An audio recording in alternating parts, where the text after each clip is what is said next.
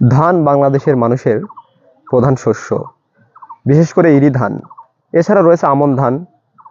ইরি ধান বাংলাদেশের মানুষের বেশি হয়, বিশেষ করে আমাদের চলনবিল অঞ্চলে ইরি ধান বেশি হয়। ইরি ধানের মধ্যে রয়েছে জিরা, যেটাকে আমরা মিনিকেট বলি, আমরা গ্রাম বাংলার ভাষায় সেটাকে জিরা বলি। এছাড়া রয়েছে 29, 91, এগুলো চাষ করা হয়। পৌষ ও মাঘের মাঝামাঝিতে এ ধান রোপণ করা হয়।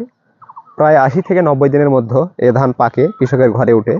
তখন কৃষকরা অনেকটাই ব্যস্ত হয়ে পড়ে। এ ধান বিঘা প্রতি 25 থেকে 30 মণ হয়ে থাকে।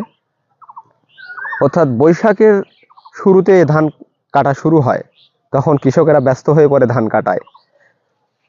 শুধু কৃষক না, কিষানীরাও ব্যস্ত হয় ঘরে ধান তোলা নিয়ে, ধান শুকাতে, ধান মারতে, এছাড়া ধান গলায় তুলতে। তো এই ধানই আমাদের প্রধান শস্য। এই ধান থেকে যে ভাত হয় সেটাই আমরা খেয়ে জীবন ধারণ করি। তাই তো আমরা বলি মাছে ভাতে বাঙালি। একদিকে যেমন নদী রয়েছে, সে অপরদিকে এই ধান। তো সবাই ভালো থাকবেন।